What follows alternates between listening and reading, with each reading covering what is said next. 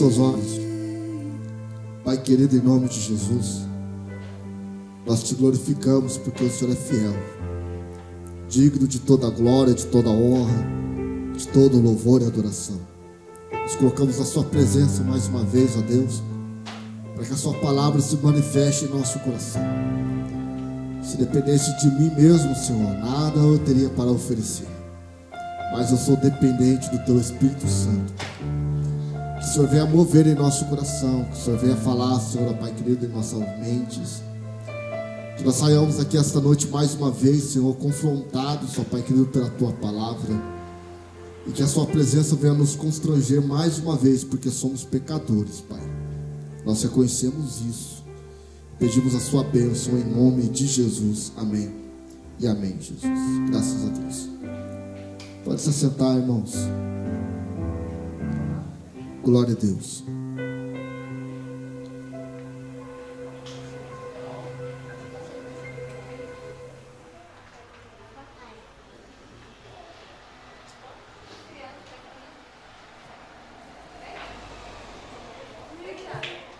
Glória a Deus. Isso, eu queria que as crianças descessem mesmo. Hoje o assunto é um assunto forte. Glória a Deus. Ó, som bom, né? Tá bom o som aí atrás, gente? Eu não entendi. Por que chamaram a gente? Há pouquinha criança, né? As cadeiras estão sem as capinhas que nós mandamos preparar o QR Code para colocar aí nas costas dela, né? E a gente não vai usar mais envelopes, tá bom? Agora vai ser sem envelope no momento da nossa gratidão. Meus irmãos, eu vou tratar um assunto, nós vamos aprender um assunto aqui hoje, que é um assunto polêmico, é um assunto delicado,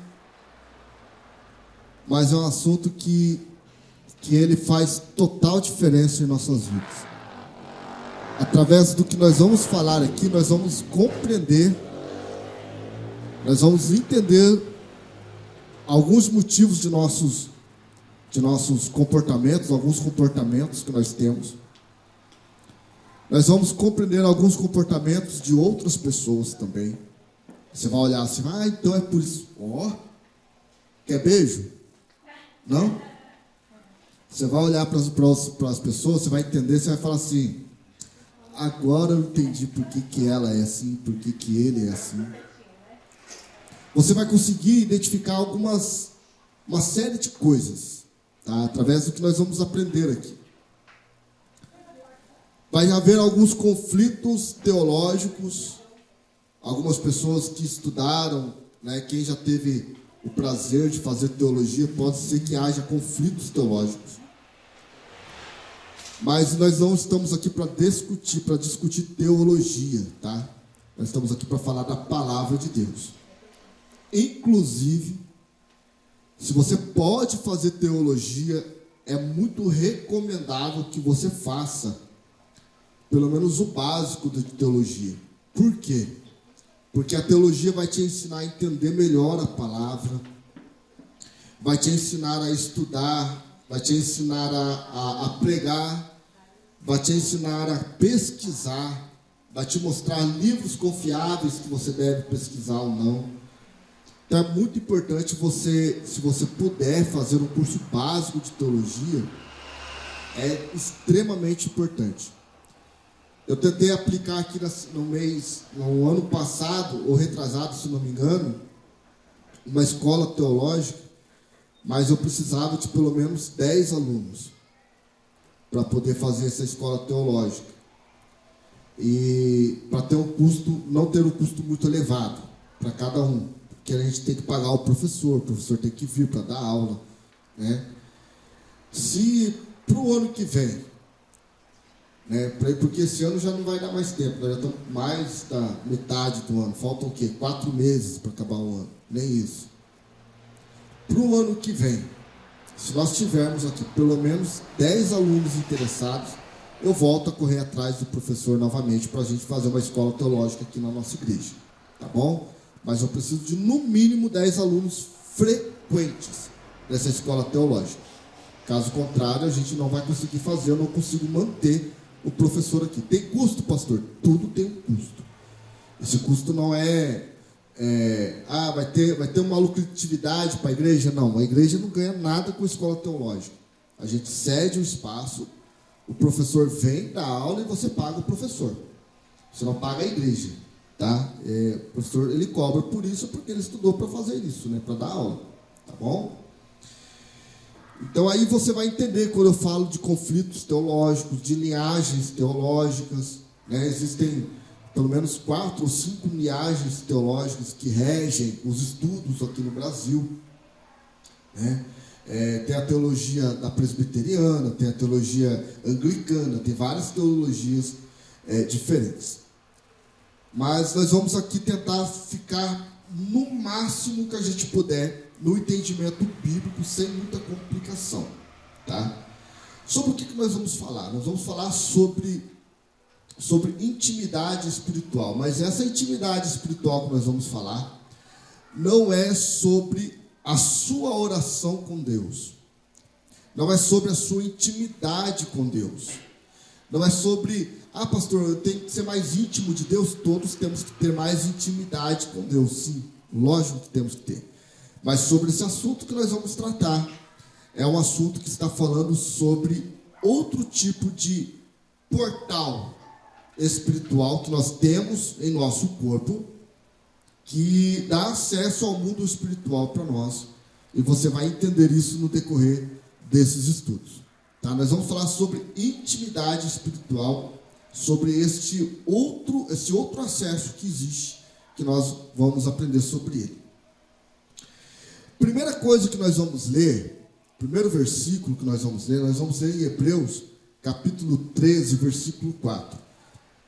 É muito importante que nas quinta-feiras você traga a sua Bíblia para você poder grifar os versículos que a gente vai lendo. Se quiser trazer um caderninho para anotar, pode trazer também, porque esses assuntos que nós vamos entrar aqui, eu acredito que pelo menos 3 quinta-feiras ou 2, nós vamos falar muito sobre isso. É muito importante, se você puder anotar, para você ajudar outras pessoas também. Hebreus capítulo 13, versículo de número 4.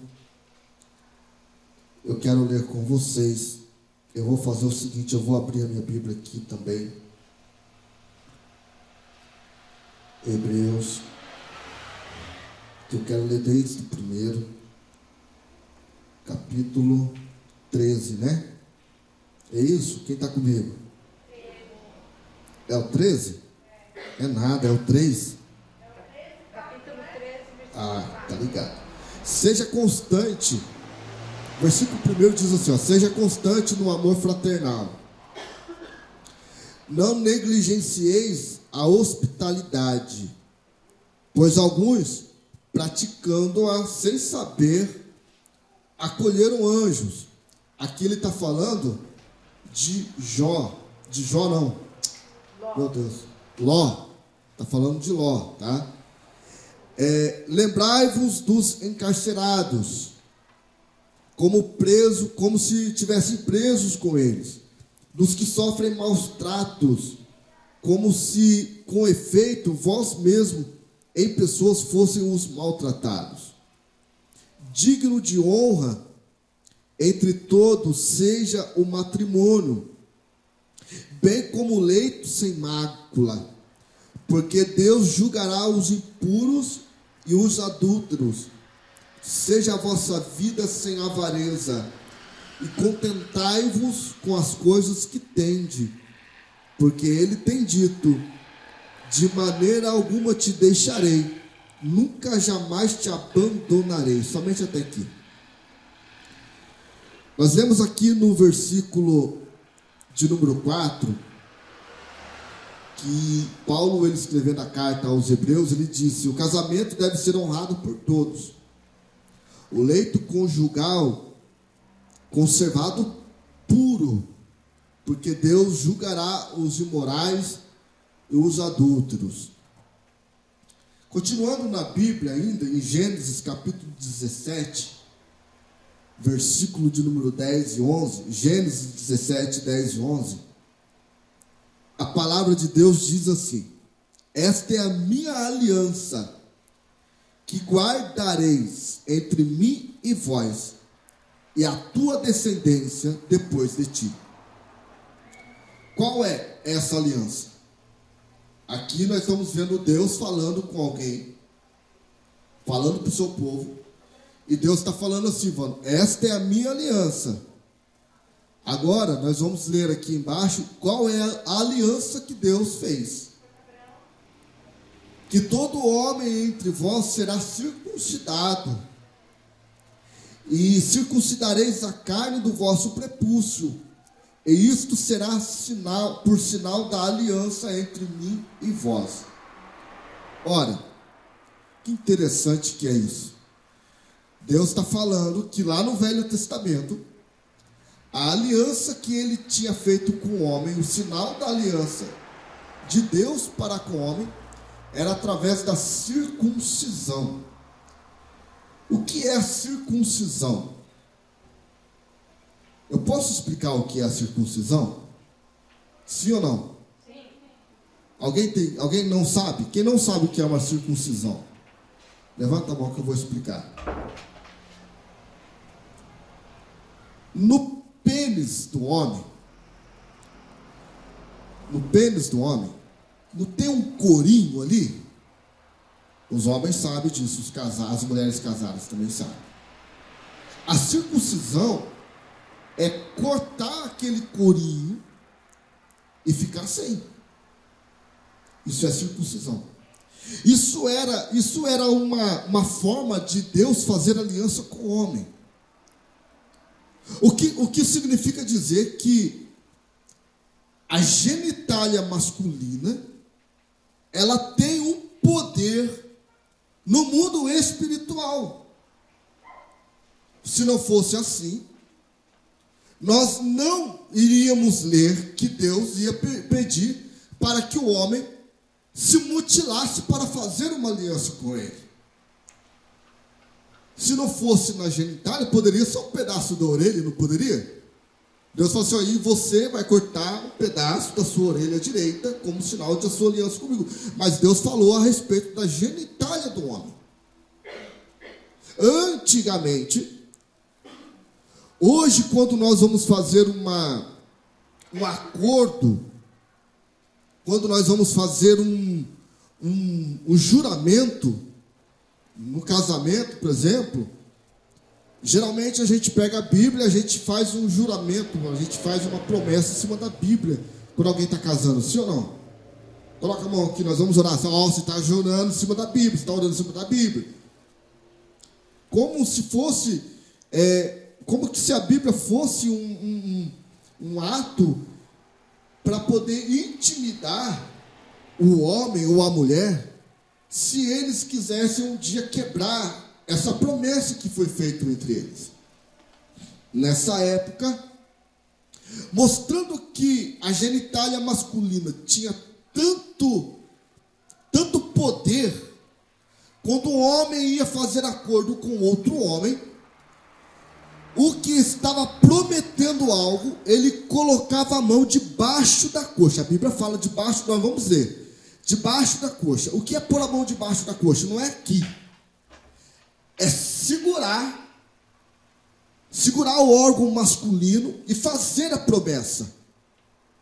Como um ato de que eu estou te prometendo algo, está ligado. Mostrando que a genitália tem muito poder no mundo espiritual, até mesmo quando nós fazemos um acordo um com o outro. Vamos seguir em frente. O casamento tem que manter puro, tem que ser conservado puro. O casamento, o leito conjugal. Nós lemos que a aliança que Deus fez com o homem é através do sangramento, do corte do prepúcio. E nós estamos entendendo que O sexo encontra um lugar de honra e um lugar de pureza e um lugar de ligação no mundo espiritual. Nós estamos aprendendo que o sinal da aliança de intimidade é revelado no derramamento do sangue de uma genitália masculina através do corte do prepúcio. Quando Deus fez o acordo com o homem, quando Deus fez aliança com o homem, Ele pediu para que se cortasse o prepúcio. Vamos lá. Através da circuncisão. E nós olhando para o mundo espiritual, Wando,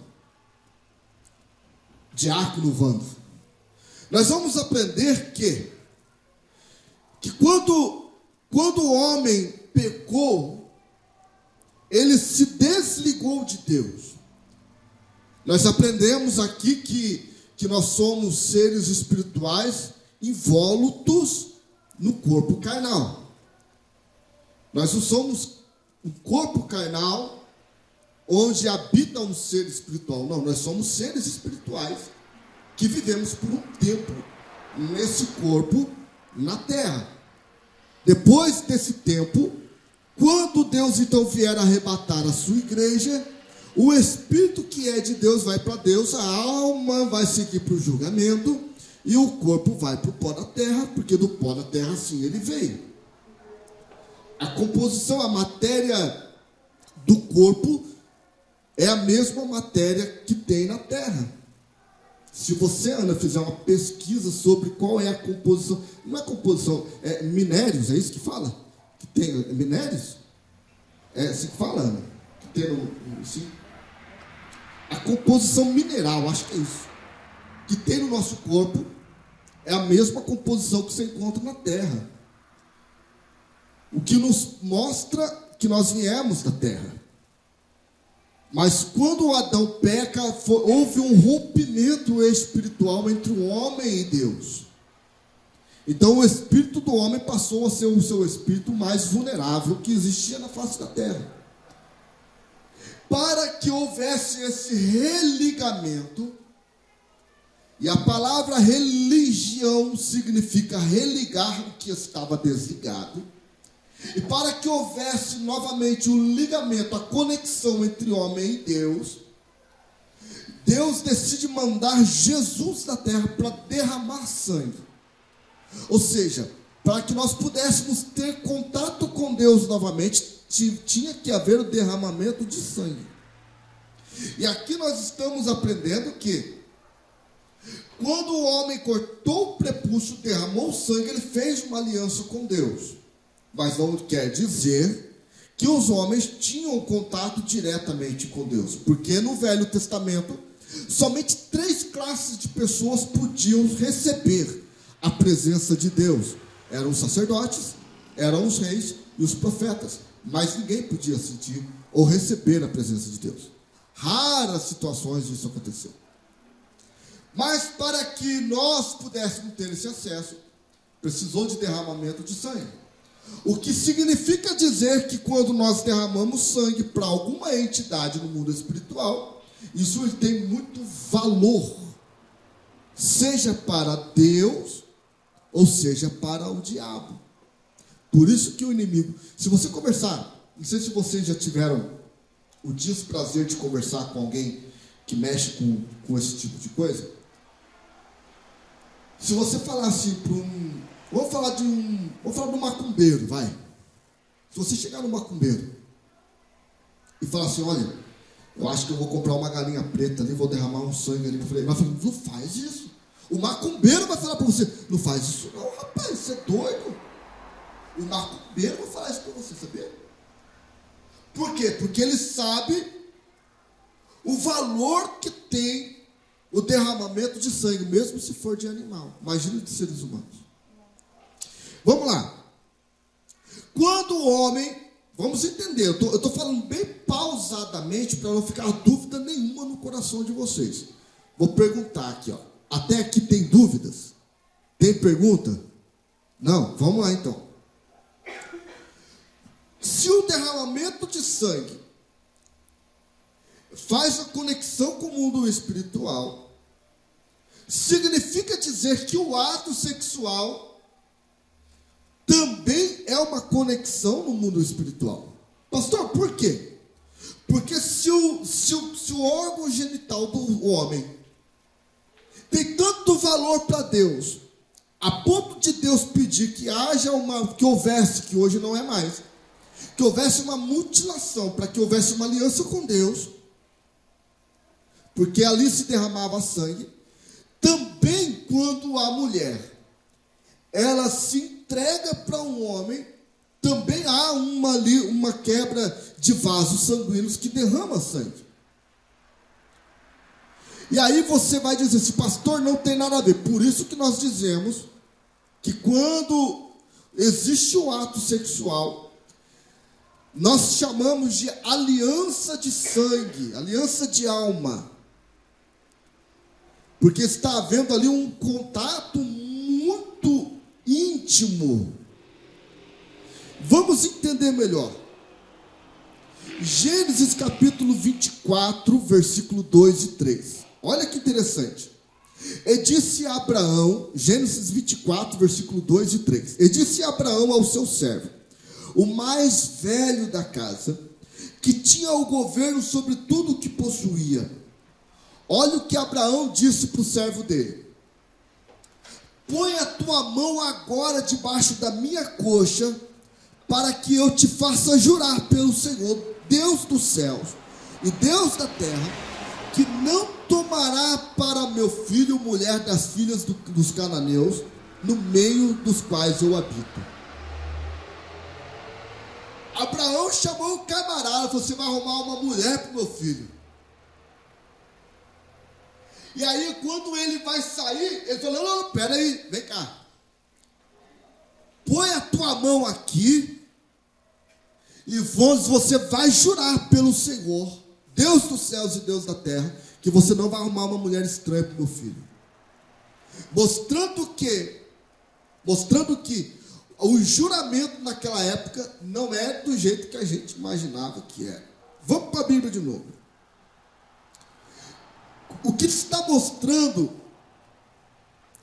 o que está nos dizendo que o corte do prepúcio de uma pessoa que na época era circuncidada, nós vemos que havia uma ligação, um acordo no mundo espiritual. O sangue dá acesso ilimitado ao mundo espiritual. O homem entra na presença de Deus, que é o Espírito de Deus, pelo sangue de Jesus que foi derramado em nossas vidas, ou por nossas vidas. Aí nós acessamos o mundo espiritual através do derramamento de sangue. Agora, o que nós temos que abrir a mente para nós entendermos algo, agora nós vamos começar a entrar mais de cheia na questão da sexualidade, entender mais o mundo espiritual e a sexualidade. Quem trabalha com libertação, vocês precisam aprender mais sobre isso. Eu não sei se esse ano vai dar tempo de eu dar ainda aquele curso nosso sobre libertação.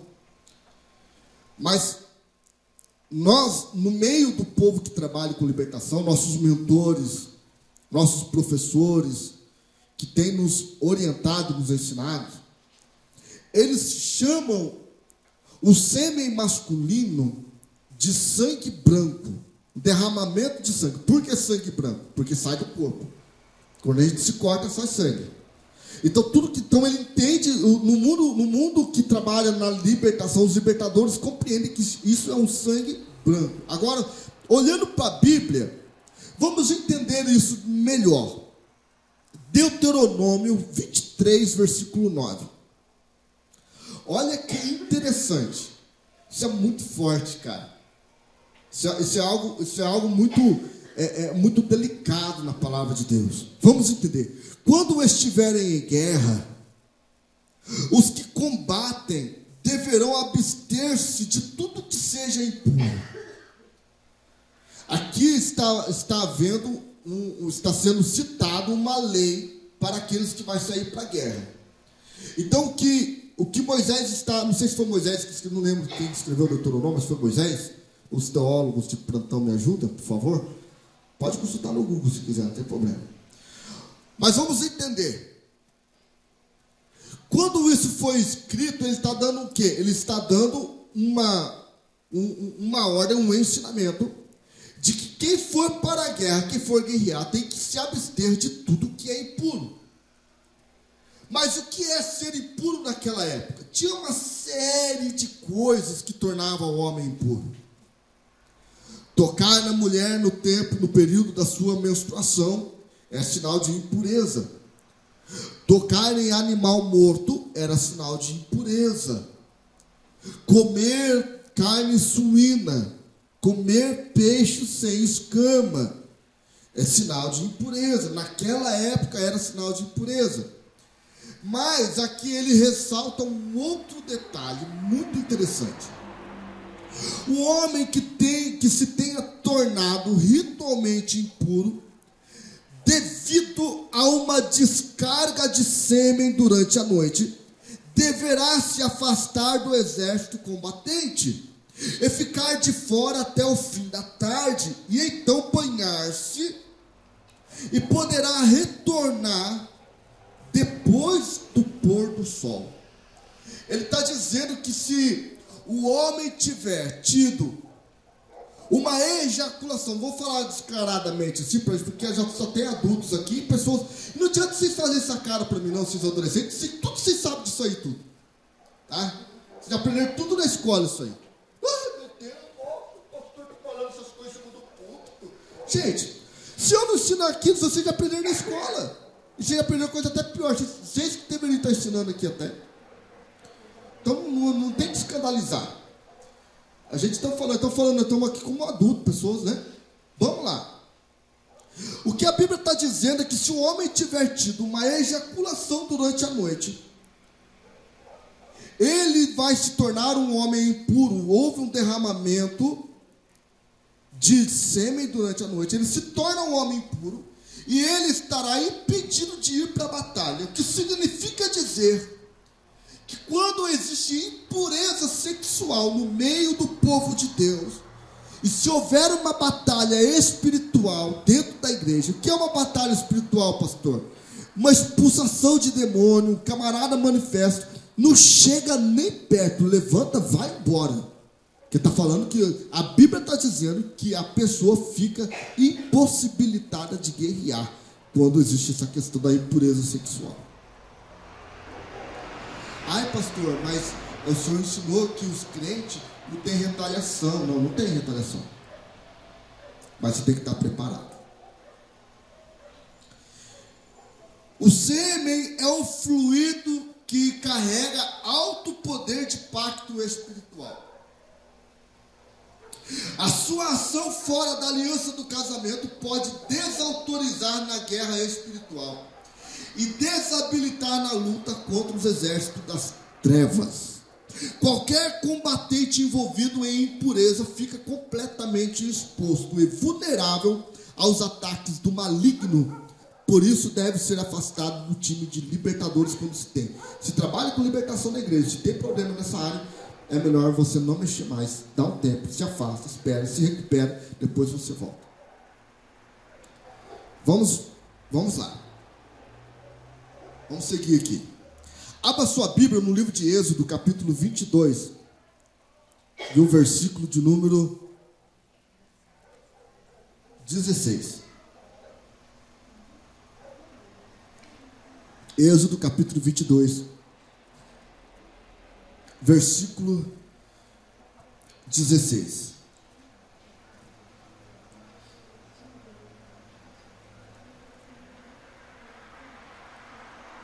Até aqui alguém tem dúvida? O que está sendo pregado, alguém não concorda? Pastor, não concordo com o que o senhor está falando. Tudo bem, não tem problema. Vamos conversar. Nós vamos fazer uma mesa de discussão aqui, não tem problema. Eu coloco a mesa aqui, as cadeiras aí, quem quiser sentar a bater papo, nós vamos sentar a bater papo durante o culto mesmo, não tem problema. Pastor, não concordo, vamos discutir esse assunto, vamos. Eu amo isso. Êxodo 22, 16, a Bíblia diz assim: se um homem seduzir uma virgem que ainda não tenha compromisso de casamento e deitar-se com ela, terá que pagar o preço do seu dote e ela será sua mulher. Olha que interessante. Se um homem seduzir uma mulher que não tenha compromisso de casamento com ela, que não seja sua mulher, mas se ele se apaixonar por uma outra mulher, seduzi-la, e se deitar com ela, ele terá que pagar o dote por ela e ela será sua mulher. Então, o que eu sempre tenho dito nessa igreja, gente, casamento não é papel no cartório, somente. Nós aprendemos, pastor, isso tantos anos atrás. A igreja católica sempre prezou por isso, a igreja evangélica sempre prezou. Eu concordo com você. É legal você ir no cartório, isso é legal de legal mesmo, é o seu direito legal ir no cartório, pegar a sua certidão de casamento, dar um beijo nela, tô casado, finalmente tô casado. O Estado sabe que você se casou, você tem direito sobre isso, isso é muito bom. Mas casamento, nós acabamos de ler, se um homem seduzir uma mulher e se deitar com ela, ele deve pagar o dote. Se ele deve pagar o dote, significa dizer que ele tem que se casar. Ele acabou de se casar com essa mulher. Casamento é o ato sexual. Se você fez sexo com alguém, você se casou com essa pessoa no mundo espiritual. É um casamento mal feito, mas é um casamento. Você está ligado diretamente, sem contar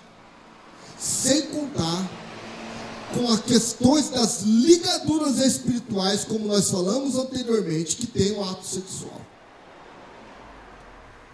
Então fica ligado com isso aí. Pastor, e agora? O que eu devo fazer? Eu já me casei algumas vezes, então. Por isso que nós trabalhamos com o mapeamento espiritual, para você se desligar dessas alianças mal feitas no passado.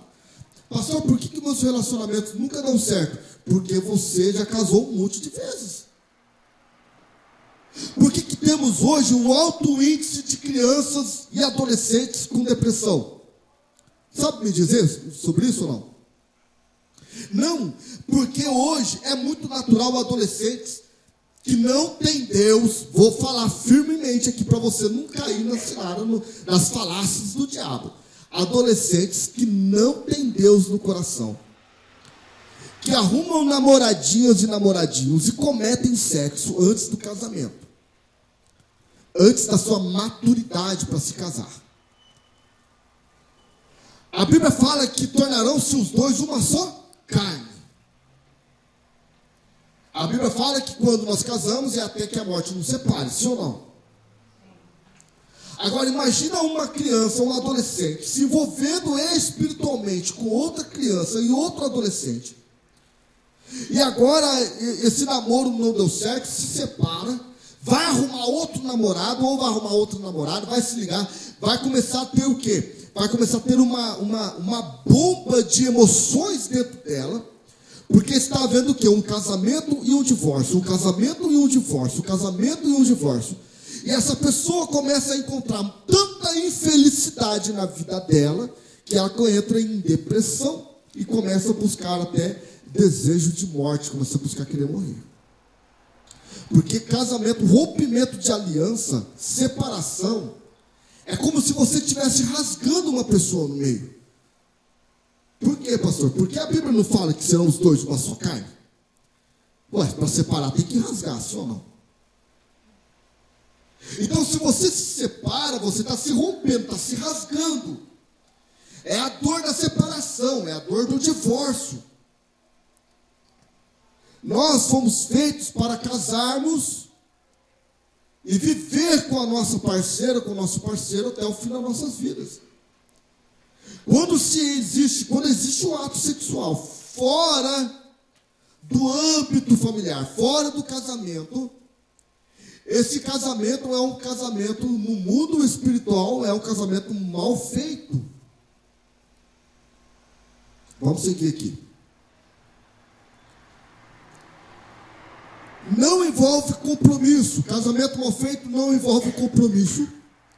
Está fundamentada na autossatisfação.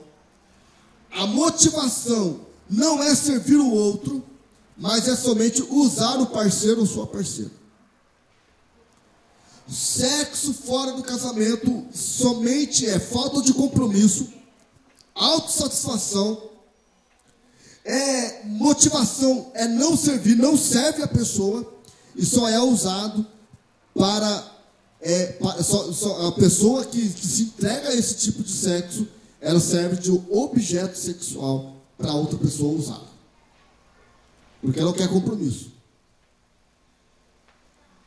Ah, pastor, meu namorado quer fazer sexo comigo, vai para ele casar com você, quero ver. Fala para ele, fala assim, você quer fazer sexo, filho? Quero. Então vamos casar então. Ah, não quero casar, então você só quer me usar. Você só quer fazer brincadeirinha comigo aqui e quer ir embora. Isso não é papel de homem, não? Isso é papel de menino, de moleque, de menina. Faz com que o relacionamento seja fraco. Ah, pastor, mas eu amo ele, eu amo ela, vou me casar com ele futuramente.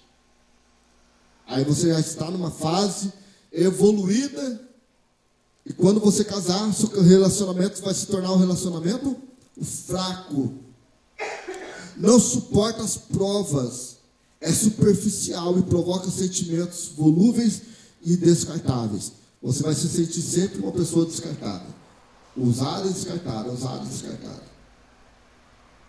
Em Gênesis capítulo 2, versículo 18 até o 24, eu vou ler aqui rapidamente para você. Finalmente, exclamou o homem, esta é osso do meu osso e carne da minha carne, e será chamada mulher. Por isso, deixa o homem, o pai e a mãe, e se une à sua mulher, e os dois serão um só. Efésios capítulo 5, versículo 31 diz, por isso deixará o homem o seu pai e a sua mãe, e se unirá à sua mulher, e serão os dois uma só carne. O que está dizendo o que, pastor? Está dizendo que o ato sexual é o que faz essa palavra de que vai ser os dois uma só carne se cumprir. Os dois estão juntos, entre amor de entranhas. Vamos lá. O que acontece? Acontece que quando agora que nós entendemos, nós já compreendemos, no mundo espiritual, o que o sexo significa para Deus, o que o sexo ele significa para nós. Agora nós vamos compreender o que acontece no mundo espiritual quando um abusador abusa de uma mulher, de uma criança ou de um adolescente. Vem comigo, vamos entender. Meu Deus, até sumiu aqui. Ah, Jesus.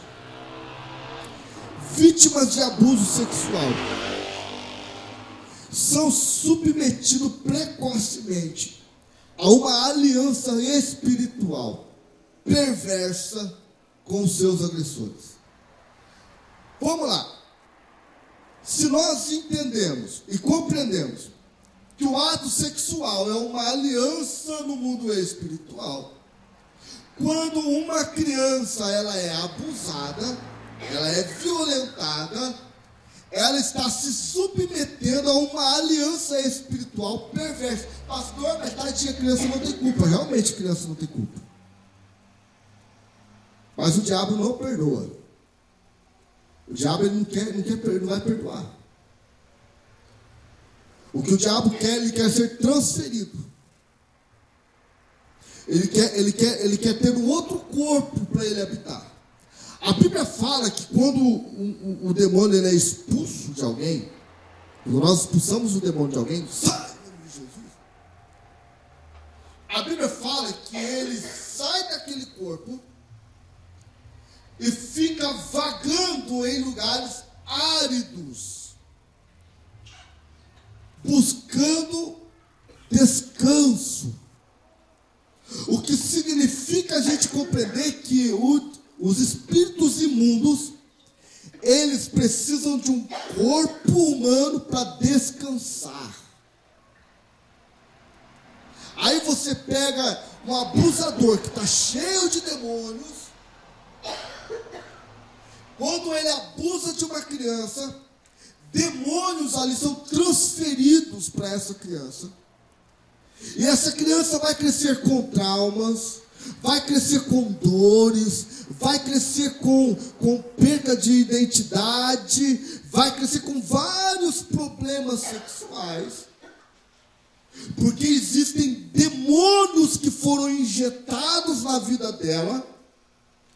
E agora ela vai fazer o quê? Ela vai ficar na sua fase de depressão, vontade de morrer, sem saber quem eu sou.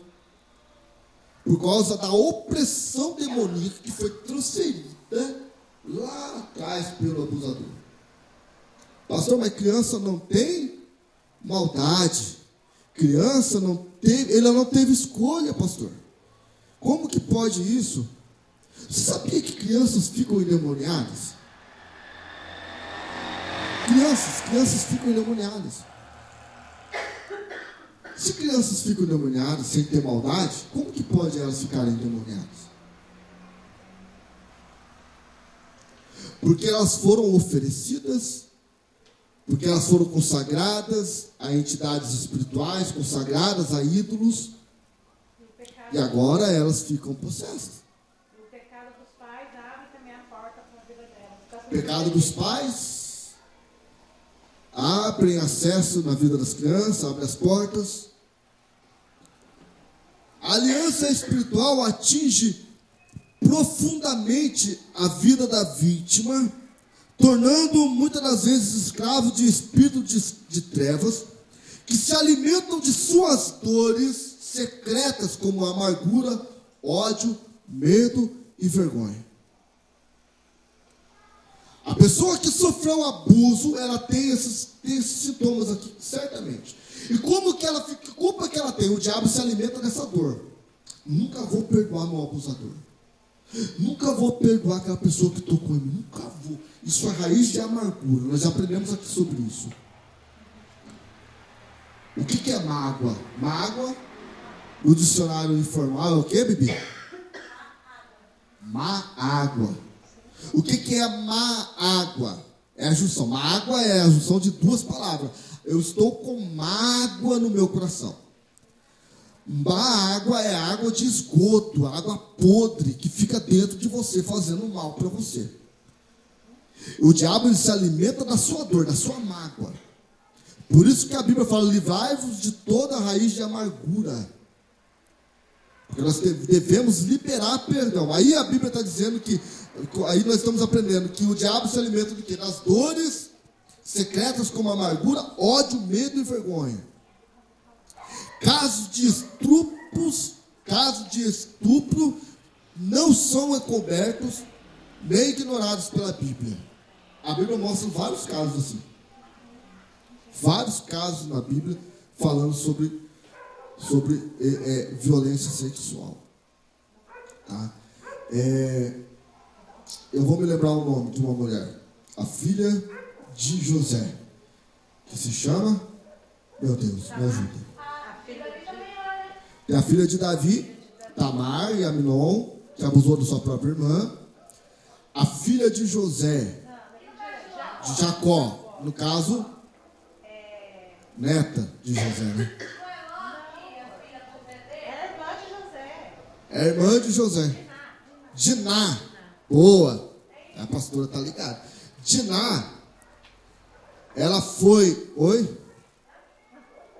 Fala que você falou algo interessante. As filhas de Ló aproveitaram do próprio pai. Teve consequências terríveis sobre isso. Nasceu os cananeus, nasceu esses caras, tudo aí. Não deixa de ser uma promiscuidade sexual, sim. No caso de Diná, ela saiu da sua terra, foi visitar as mulheres na terra vizinha. No meio do caminho, ela foi encontrada por um moço que abusou dela. E aí ela voltou para casa, seu pai ficou sabendo, seus irmãos ficaram sabendo, e a história é longa, tá? Mas acontece que os irmãos de Diná fizeram um acordo. Gente, me ajuda, por favor, a achar o nome desses personagens? Por favor. Acho que foi o Rubem, eu acho. É Rubem e Levi? Rubem e Levi. É. Mas qual que era o nome do príncipe que abusou dela? É um príncipe. Eu gosto de falar nomes, gente. Porque fica gravado na mente, né, os nomes, é importante. Me ajuda aí. Mas o acordo foi o seguinte. Rubens e Levi fez um acordo com esse príncipe, dizendo assim, ó, você vai se casar com Diná. Se todos os moradores da sua vila, todos os homens, fizerem uma aliança conosco. Siquém. O príncipe Siquém, né, e tem o pai dele. Tem um pai. Veio. Aí, eles... Hã? Qual que é o nome aí? Amor? Aqui tá Emor, não sei como é que fala. Emor agora. Vamos lá. Mas a história é assim, ó. Para você entender. Os irmãos de Diná fizeram um acordo com o povo de Siquém. Para que, se ele quisesse se casar com Diná. Olha para você ver. Ele abusou, ele estuprou Diná. Ele violentou ela sexualmente, se apaixonou por ela, cumprindo a lei que nós lemos aqui anteriormente, se algum homem se deitar com uma virgem, terá que pagar o dote e se casar com ela, nós vemos. Ele cumprindo essa lei, ele foi até a casa de Jacó e pediu a mão dela em casamento. Os irmãos dela disseram, somente se você fizer uma aliança com a gente. Se todos os homens de Siquém, todos os homens do seu vilarejo, se eles se circuncidarem, todos, você vai poder se casar com a minha irmã. Siquém voltou desesperado para casa e ele pediu para que todos os homens fossem circuncidados na mesma noite. Imagina que situação. 3 dias se passaram e os homens estavam todos de cama. Porque devia doer muito, né, a dor da circuncisão, né? Não tinha anestesia, nada. Não tinha anestesia, não tinha nada, imagina. E acho que a faca nem corte tinha, né? Mas a gente tinha que ficar batendo, cortar. Aí, ó, Vai tomar uma água. Imagina isso, né? A situação. E a Bíblia vai dizer que os homens estavam todos de cama. E aí, a Bíblia diz que o Rubem e Levi, aproveitando que os homens estavam de cama, eles reuniram os homens e entraram na cidade de Siquém e mataram todos os homens daquela cidade. Todos. Isso é o quê? Amargura. Raiz de amargura no coração. Eles mataram todos os homens. Que tragédia. Mas vamos lá.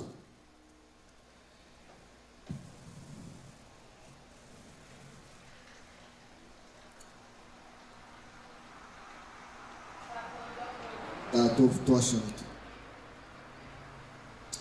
Ou seja, nós acabamos de ver um caso de estupro na Bíblia, mas tem outros casos, como a Bíblia falou, das filhas de Ló que se aproveitaram do seu pai que estava bêbado e ficaram grávidas, tá, do seu próprio pai. Nós vemos o caso de Tamar e Aminon, né? Aminon, que era o irmão de Tamar e abusou da sua própria irmã. Então temos alguns relatos. 3 relatos descrevem mulheres abusadas sexualmente, nós vemos aqui, e precipitaram uma guerra civil. Nós vemos também um caso. Teve um caso também que a mulher foi abusada até a morte na Bíblia. Aí causou uma guerra civil, exatamente. Então, na Bíblia tem casos de violência sexual, muitos. Tá? Isso são os casos que foram relatados na Bíblia, fora outros que não foram. Também tem o caso de os homens lá da terra de Ló. Boa! Os homens lá em Sodoma e Gomorra Quando os homens vieram trazer o recado, os anjos vieram trazer o recado para Ló, os homens queriam abusar dos seres angelicais, gente. Que coisa absurda. Eu não sei como que era esse negócio de anjo, não, mas eles deveriam ser igual nós mesmo, assim, né? Deviam andar igual nós, porque como que pode isso aí? Era assim. Né? Porque a gente parecia formoso, né? Lindo. Muito formosos, né? É isso aí. Qualquer dia nós vamos estudar um pouco sobre angiologia. Estou prometendo tanto estudo para vocês, por isso eu tenho que fazer teologia, né? Por isso que eu tenho que trazer aqui teologia.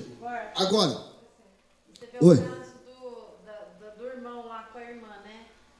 Pra você ver que é tão espiritual que ele tinha uma obsessão pela irmã. E depois que concluiu o estudo, ele teve nojo.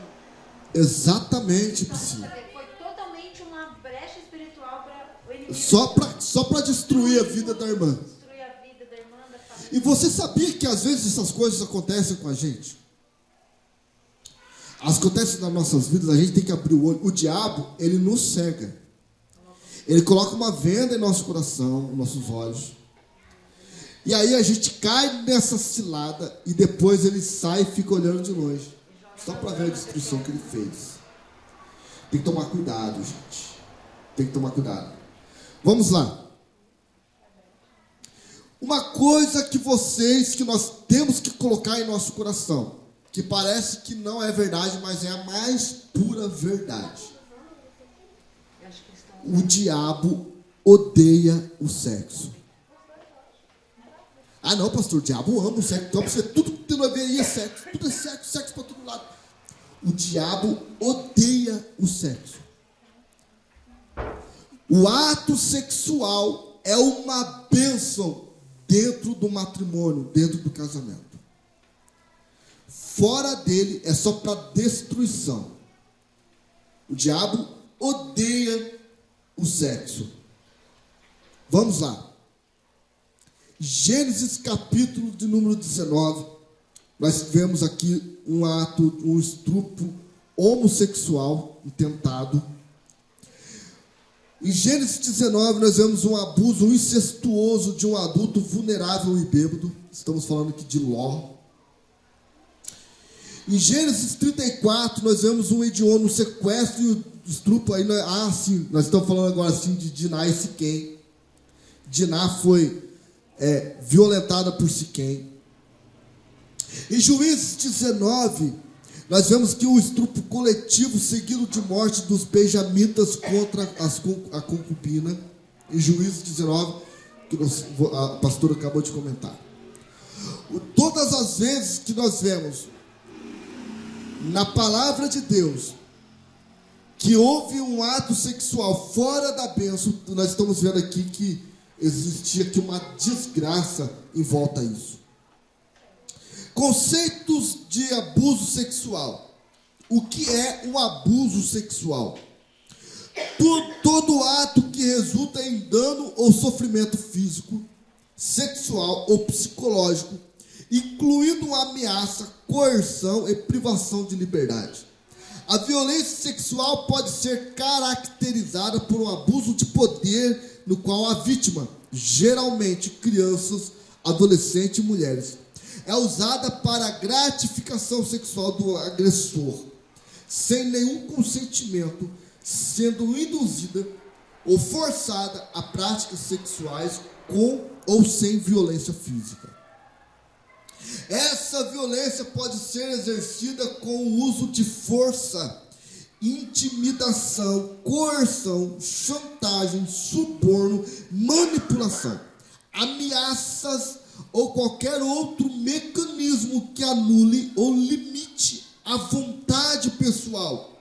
O conceito também inclui o agressor obrigar a vítima a realizar alguns desses atos com terceiros, com outras pessoas. Isso aqui é um abuso sexual. Nem sempre o abuso sexual tem que haver um contato sexual. Isso aqui é para alertar as mulheres, tá? As crianças, você alertar seus filhos em casa, os adolescentes. O abuso sexual geralmente pode acontecer na escola com o professor. Pode acontecer no trabalho. pode acontecer no ônibus, pode acontecer em vários lugares. Você, as mulheres, têm que ficarem ligadas a isso, para você poder se proteger e proteger sua família, os maridos proteger seus filhos. Definindo na prática o abuso sexual. Quando alguém está tomando banho ou despindo, observar alguém tomando banho ou se despindo, submeter a assistir contatos sexuais, fotografá-los em posições eróticas, brincar ou tocar em órgão sexual sem permissão. Qualquer evento que um indivíduo se envolva com outro em uma atividade verbal, física ou sexual, na qual não tenha recebido concessão ou autorização. Constranger uma criança, reivindique ela ou não, em que ocorra ou não o toque na região genital, capaz ou não de produzir perturbações, contribuir de formas efetivas para agredir o seu desenvolvimento físico, cognitivo e comportamental. Um ato no qual um adulto atrai e induz uma criança a realizar atividade sexual, sendo ela inadequada para sua faixa etária, e que viola as regras impostas pela sociedade e pela família. Nós acabamos de ver aqui rapidamente a definição na prática do que é o abuso sexual. Nós temos que ficar de olho, observar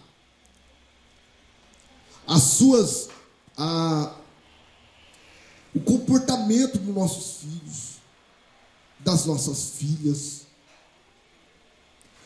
Porque assim, eu sempre falo isso, mas eu vou falar novamente. Alguém já deve ter ouvido eu falar sobre isso. Quando nós congregávamos lá no Mirantes do Buquirinha, na Assembleia de Deus, tinha uma mocinha lá na época, uma criança, na época, que ela devia ter uns 7 para 8 anos? Uns 8 anos. Devia ter uns 8 anos. E essa criança, ela colocava os brincos de argola grande, ela pintava os seus lábios, ela se maquiava. Você lembra dessa criança, mãe? Você vai lembrar dela. Eu vou falando, a senhora vai lembrar. Quer ver? Ela se vestia com as roupas coladinhas no corpo, que adornava o corpinho dela. E se olhava para a criança, parecia uma mini mulher. Uma menininha com corpo de mulher. Uma criança assim. E eu achava, porque eu não tinha esse entendimento, eu não tinha esse conhecimento que eu tenho hoje. Eu achava, Everton, que era normal, cara. Eu achava que era culpa da mãe. Como que pode a mãe dessa criança deixar uma criança se vestir desse jeito? Uma criança que já, desde a partir dos 7, 8 anos de idade, já sensualizava. Já andava desfilando. Aí, quando nós começamos a entrar dentro da área da libertação, quando nós começamos a buscar mais discernimento em Deus, discernimento espiritual, um dia eu falei para minha esposa: você lembra daquela menina assim, assim, assim? Ela falou: lembro. Eu tenho certeza que ela já foi abusada. Pelas atitudes dela, eu tenho certeza que ela foi abusada. Ao passar dos anos, nós tivemos a oportunidade de saber se sim ou se não. Descobrimos qual foi a resposta, adivinha? Sim. Ela foi abusada. Ela foi molestada quando era criança. Então, quando você tem que entender que criança tem que ter comportamento de criança. Meninos têm que ter comportamento de meninos. Meninas têm que ter comportamento de meninos. Pastor, você pode ser preso porque você vai pôr esse vídeo no YouTube e aí os meninos da vida vão processar o senhor. Homem, a Bíblia fala que Deus, ele criou um homem, ele criou uma mulher. O que passar disso, ou é coisa que o diabo implantou na mente das pessoas, ou é coisa que as pessoas estão achando que é, mas não são. Ou pessoas que foram violentadas, molestadas na sua infância e perderam a sua identidade. Nós temos que entender que, eu já vou encerrar para sobrar um pouquinho para a semana que vem. Nós temos que entender que existem alguns casos que a pessoa nasce com déficit de algum tipo de hormônio dentro dela. Concordo plenamente. Aí nós, pais, temos que observar as atitudes, observar as vozes, a maneira de se comportar. E você tem que ver se seu filho, não sei, parecia que até um tempo atrás eu fiz uma pesquisa, estava proibido os médicos receitarem algum tipo de hormônio, ou para a menina ou para os meninos, quando criança. Você acredita que eles proibiram os médicos disso? Você levava a criança para o psicólogo, não, está faltando aí. Qual que é o hormônio masculino? Testosterona aí. Testosterona. Esse menino, ele está falando no filho porque tem que aplicar umas testosterona nele, para ele falar mais grosso, crescer barba na cara. Estava proibido isso. Eu não sei se liberaram ou não. A mesma coisa para as meninas. Qual que é o hormônio das mulheres, gente? As mulheres não sabem o hormônio, sabem dos homens só, né? Ah, tá. Hã? Endorfina é o hormônio da alegria, não é? Qual? Não, não é isso também não. Será? Pergunta aí, pergunta ao Google. Vamos lá. Por isso, o pastor tem até curso de medicina, tem que fazer, né, gente? Para falar essas horas, né?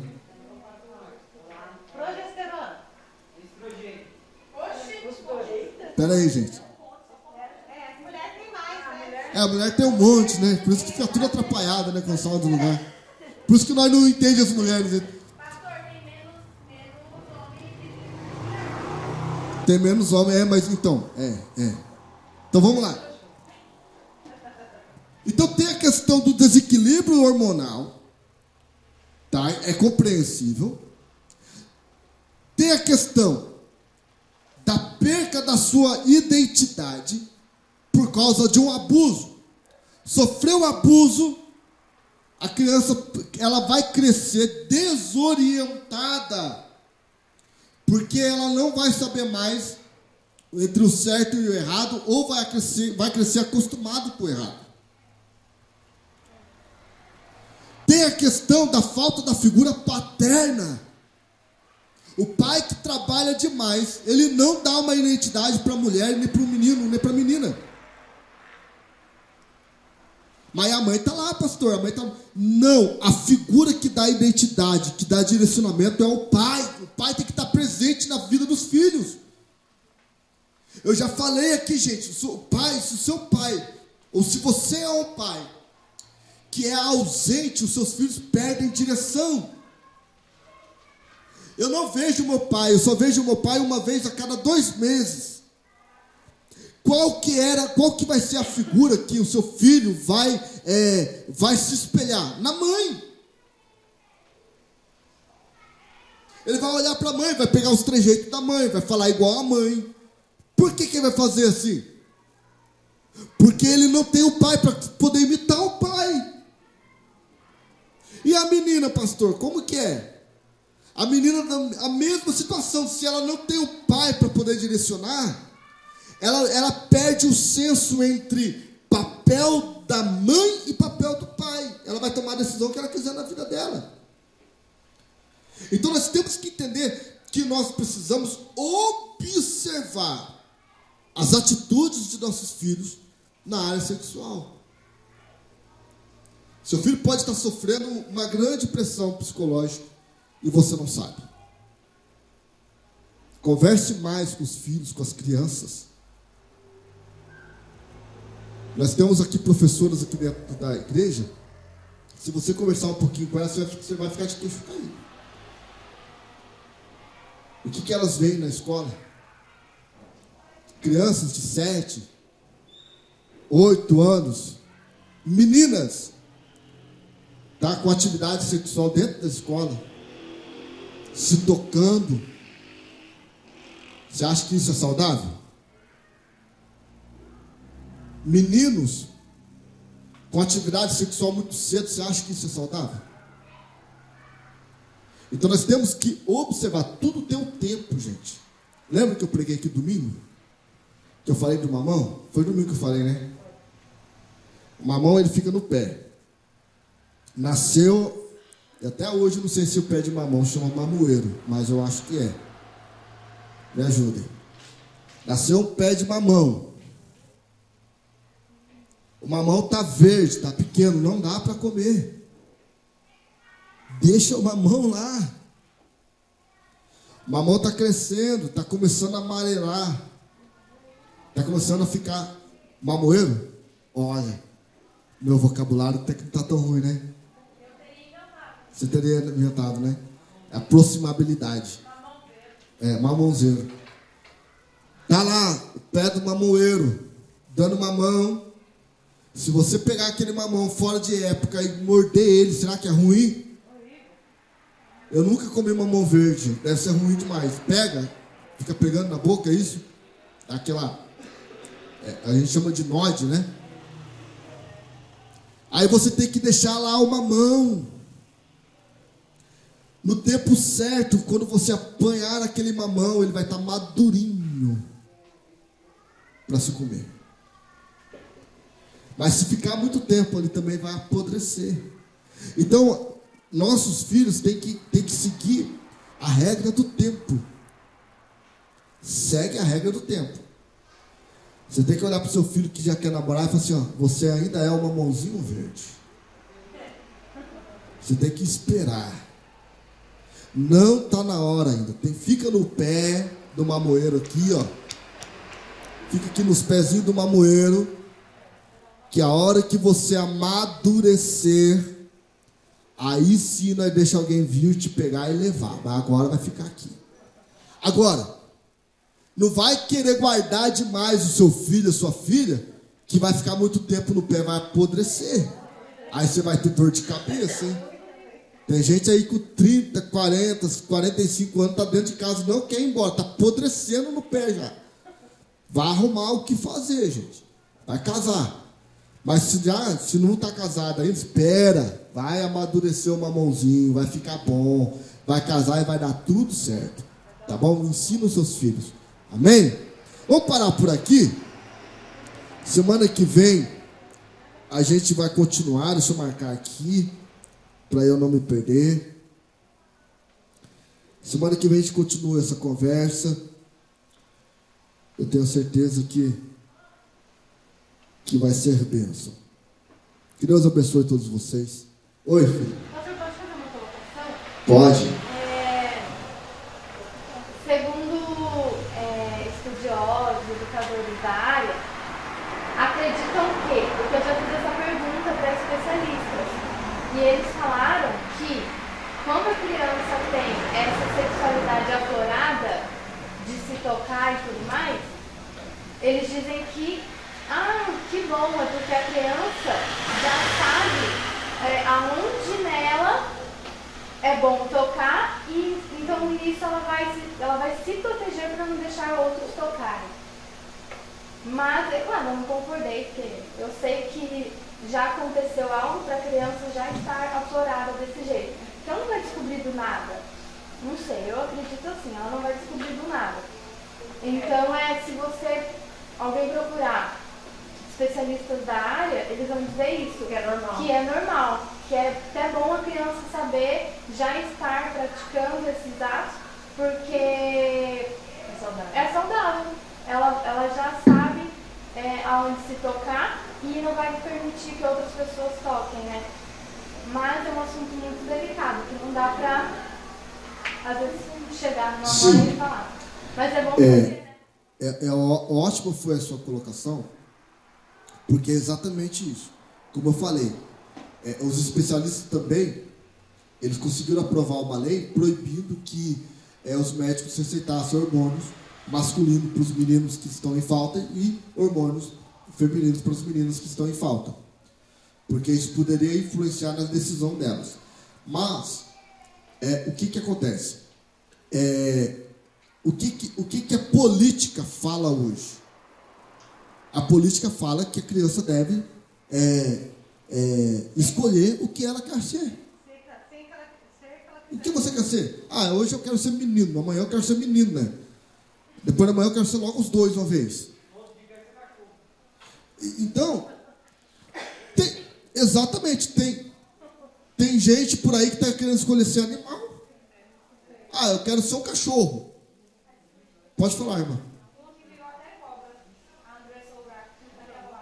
Aí? Hoje ele pode ser o que a gente quiser. A política nos autoriza a ser o que a gente quiser. Mas, de novo, nós não estamos aqui, nós respeitamos o Estado maior, que é o Estado, a lei do nosso Estado. Eu respeito a lei do nosso Estado. Mas quem conduz a nossa família somos nós. É você que dá o direcionamento para o teu filho. Pai, eu aprendi na escola que eu posso ser o que eu quiser. Não, você vai ser o que a Bíblia falou para você ser. Quem você é? Você é um menino? Então você vai ser um menino, você é homem. Você é uma menina? Então você vai ser uma menina. Mas eu não posso virar um menino? Pode falar, filho. E assim, essa intimidade que os pais e as mães têm com os filhos, e penso que às vezes... Porque essa timidez para falar do assunto é falta de intimidade, né? Então precisa praticar a intimidade, conversar mais e tudo, para vocês terem abertura para poder falar. Porque dá para chegar num menino, no seu filho, no caso, na filha, porque é muito raro alguém de fora, um psicólogo, um educador, chegar e falar: olha, é assim que você vai ter que fazer. Não vai, porque a pessoa vai se sentir invadida e tal. Então, você tendo essa intimidade, você consegue falar para o seu filho ou para sua filha as ações de menina. Ações de menina: olha, filha, não faz assim, porque assim não é legal, parece menina e tal. Com essa intimidade, ele não vai se ofender em nada, porque tem pais e mães que tem a família ali toda certinha nuclear, mas não conseguem falar. Exatamente. Porque não tem essa intimidade, né? Exatamente. Isso é muito importante, Mari. Você ter essa abertura com seus filhos. Tá? Para você poder dar esse direção. Por isso que eu falei, por isso que é importante, Mari, como eu falei, os filhos eles terem com quem eles se identificar dentro de casa. A figura masculina, a figura feminina, eles vão dar direcionamentos. E os pais têm que ter liberdade com os filhos a ponto de falar assim: olha, não é legal o que você está fazendo. Isso não é uma atitude de menino, isso não é atitude de menina. Essa semana passada, o Arley chegou em casa assim: eu vi duas amiguinhas minhas da escola se beijando. Aí ele veio e falou para mim, no pré-escola, tá? Pré-escola. Eu falei para ele assim: isso não é legal. Pai, mas pode? Não pode. Mas pode porque elas fizeram. Não pode. Isso não é legal. Meninas têm que namorar com os meninos quando tiver com uma mãozinho já amadurecido. Crianças não namoram. Então a gente tem que ter a liberdade e gerar um laço de intimidade com a nossa família, para a gente poder falar sobre isso abertamente. Meu pai não tinha isso, né, mãe? Meu pai não tinha. Meu pai, infelizmente, eu aprendi tudo errado na minha vida, porque meu pai não sentou comigo para conversar. Meu pai nunca teve uma conversa comigo assim, nessa área de falar para mim assim: filho, não faz isso, não é legal, não faz aquilo. A minha mãe também, ela tinha até um ditado que hoje eu acho que ela já não usaria mais. Aí eu ia sair com as meninas do bairro e alguém reclamava para minha mãe falava assim: amarra suas cabritas que o meu bode está solto.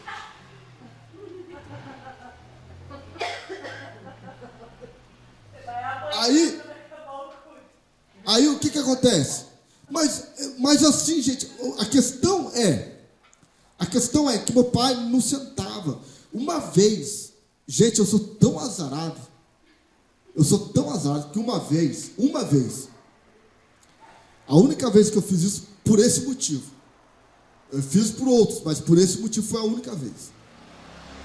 Eu fui para aula, Tiago, e aí eu tinha uma namorada. Era colégio. Aí os meninos compraram uma garrafa de vinho e falaram, vamos matar a aula hoje? Eu falei, vamos. E nós matamos a aula e ficamos perto da escola, cara. Olha a cabeça, tá vendo? Matar a aula para ficar perto da escola. Vim para o outro lado, né? Mas a gente não tinha carro, não tinha dinheiro, não tinha moto, não tinha nada, ficava por ali mesmo. E meu pai passou de carro, já tinha tomado alguma coisa já também, já estava felizão. Meu pai passou de carro, eu estava com meus amigos, assim, isso ficou um trauma em mim, viu, mãe? Tem que perdoar meu pai por causa disso aí. Acabei de lembrar disso aqui agora. Acabei de lembrar. Senhor, eu libero perdão agora. Isso aqui, tira essa mágoa. Eu lembro que eu estava com meus amigos. Gente, eu estava com meus amigos. Todo mundo ali, todos os caras, tudo, né? E eu estava com a minha namorada. A gente estava ali, todo mundo ali. Ninguém estava fazendo nada de errado. Estava tomando um vinho e tal. Faltar na escola não é errado, não, né? Não, nada de muito errado. Muito, nada de muito errado. Pronto. Aí meu pai passou de carro assim. Ele passou, ele me viu. Como que meu pai me viu? Não sei. Ele me viu no meio daquela divisão 7 moleques, assim, mais ou menos, assim, as meninas. Aí falou assim, entra no carro agora, jacaré. Eu falei, pai, já vou já, pai. Agora, vai pro carro. Eu falei, pai, eu não tô com meus amigos aqui. Não sei quem vai matar algo, vai ficar no meio do mato com a namorada, não sei quem e tal. Aí eu entrei no carro. E aí meu pai veio de ir para casa, foi no bar tomar mais uma cerveja, e eu não podia descer do carro. Eu fui no carro. Enquanto eu estava dentro do carro, meus amigos passaram. Eu estava chateado, né? Pô, meu pai fazia isso perto dos meus amigos. Eu fiquei muito chateado. E aí meus amigos passaram, com a garrafa de vinho já quase acabando, tudo dando risada. E a minha namorada foi junto com meus amigos também. Ai, meu Deus do céu. O que eu estou querendo dizer? Meu pai era muito extremo em algumas coisas, mas ele não me orientava nas coisas que eu precisava realmente para aprender. E aí eu cresci com uma vida totalmente desordenada, com uma vida totalmente bagunçada. Mas então, eu não culpo, porque também eu sei que ele teve um tipo de ensinamento, de princípios diferentes do que eu tenho hoje. Hoje eu falo com meus filhos abertamente. Eu converso com eles de forma muito aberta sobre isso. Pastor, nossa, que vergonha. Não é vergonha. Você precisa de ter essa intimidade com seus filhos, que isso vai trazer uma diferença muito grande na vida deles. Amém? Amém? Vamos ficar de pé? Vamos agradecer ao Senhor, agradecer a Deus. Que Deus abençoe todos vocês. Espero que você volte na semana que vem para nós continuarmos essa nossa palavra sobre as disfunções sexuais, intimidade espiritual. Nós temos muita coisa ainda para falar. E eu tenho certeza que Deus vai abrir nosso coração para isso. Amém? Alguém tem mais alguma pergunta? Mais alguma ressalva a fazer? Vem cá, Wes, falar então. Não? Quer não? Ah, achei que você queria falar. Então tá bom. Que Deus abençoe a todos. Vamos orar? Vamos agradecer ao Senhor. Pai eterno, em nome de Jesus, nós somos gratos a Ti, Senhor, porque o Senhor é fiel para conosco, Pai. Eu peço a Sua graça, o Seu amor sobre as nossas vidas, e que o Senhor estenda as Suas mãos, Senhor, operando em nosso coração o poder da Tua palavra, o poder transformador, o poder libertador, Senhor.